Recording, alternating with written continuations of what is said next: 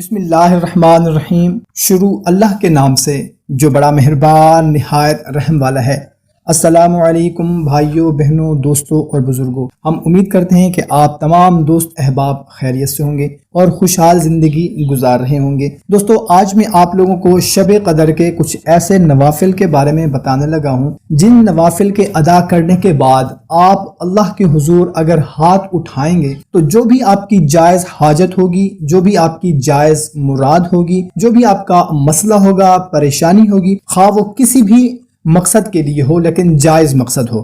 اگر بچوں کے رشتے نہیں ہو رہے، بچوں کی شادی کا مسئلہ ہے، رزق کا مسئلہ ہے، قرض کا مسئلہ ہے، یا کوئی بھی آپ کا جائز مقصد ہے، کوئی حاجت ہے، کوئی ایسی پریشانی ہے جس نے پریشان کیا ہوا ہے، حل نہیں ہو پا رہی، تو یہ رات برکت والی رات ہے۔ اس رات میں انشاءاللہ تعالی جو بھی مانگیں گے آپ کو ضرور ملے گا۔ تو آج میں آپ کو 4 رکعت نوافل ایسے بتانے لگا ہوں شب قدر کے، جس کے پڑھنے کے بعد آپ نے ہاتھ اٹھانے ہیں، اللہ تعالیٰ سے جو بھی مانگیں گے انشاءاللہ تعالی ضرور ملے گا، یقین کامل ہونا چاہیے۔ تو کرنا آپ نے یہ ہے کہ شب قدر کو 4 رکعت نفل اس طرح پڑھیں کہ ہر رکعت میں الحمد شریف کے بعد سورہ قدر، انا انزلنا ایک بار اور قل هو اللہ احد 50 مرتبہ پڑھیں۔ پھر اس کے بعد سجدے میں جا کر ایک مرتبہ سبحان اللہ والحمد للہ ولا الہ الا اللہ واللہ اکبر پڑھیں۔